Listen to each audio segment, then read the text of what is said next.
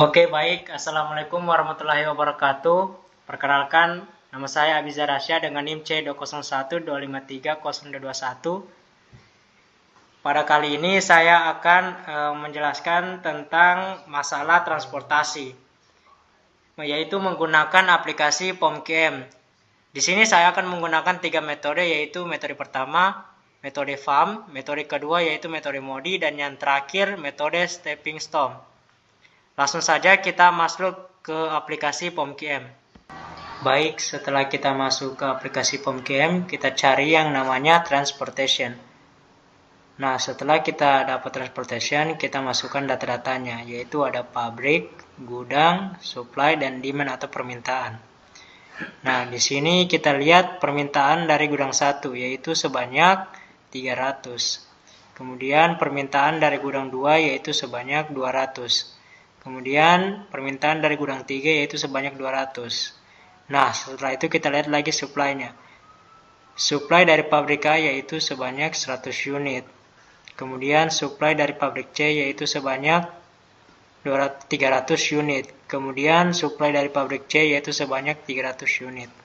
Nah, baik, kita lihat di sini ongkos dari pabrik A ke gudang 1 itu $5, kemudian pabrik A ke gudang 2 itu $4, pabrik A ke gudang 3 itu $3.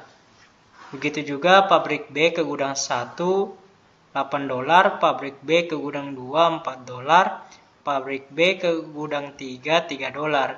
Begitupun juga pabrik C. Pabrik C ke gudang 1 $9, pabrik C ke gudang 2 $7, dan pabrik C ke gudang 3 $5. Nah, setelah itu kita ke bagian atas yaitu starting method.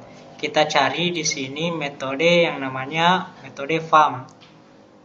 Nah, metode FAM ini untuk menentukan solusi awal untuk memberikan hasil yang mendekati atau lebih optimal.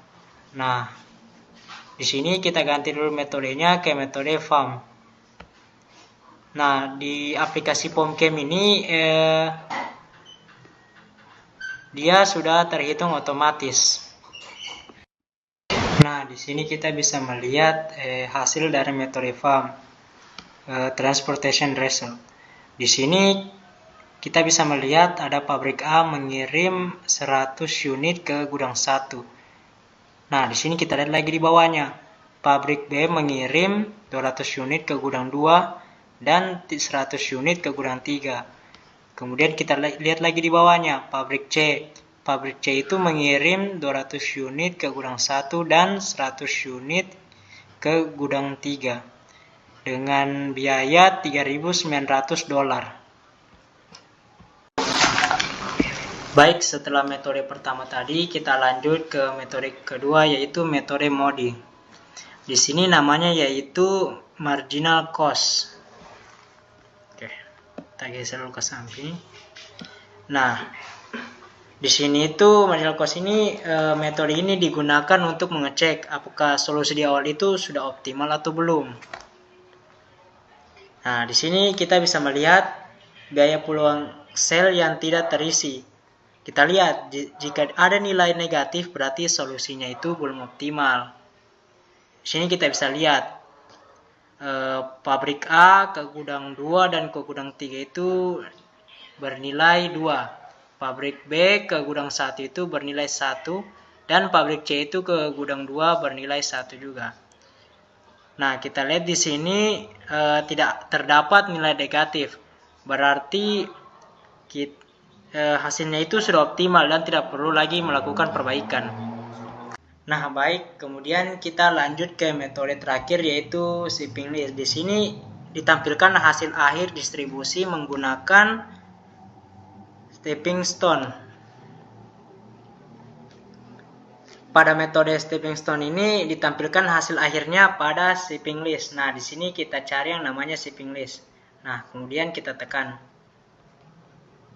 Baik, di sini kita atur dulu.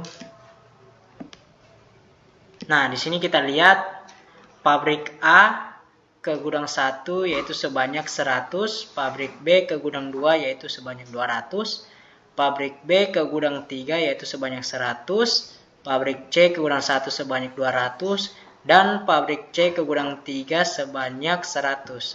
Berdasarkan alokasi tadi, kita memperoleh total biaya pengiriman sebanyak 3.900 dolar.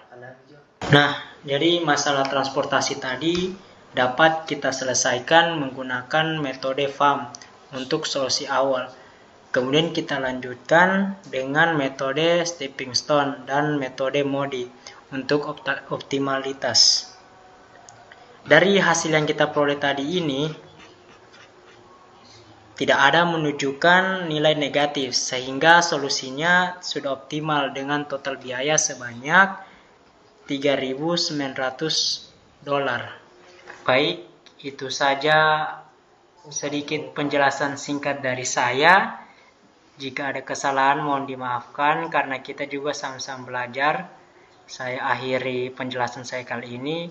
Wabillahi taufiq wal hidayah. Wassalamualaikum warahmatullahi wabarakatuh.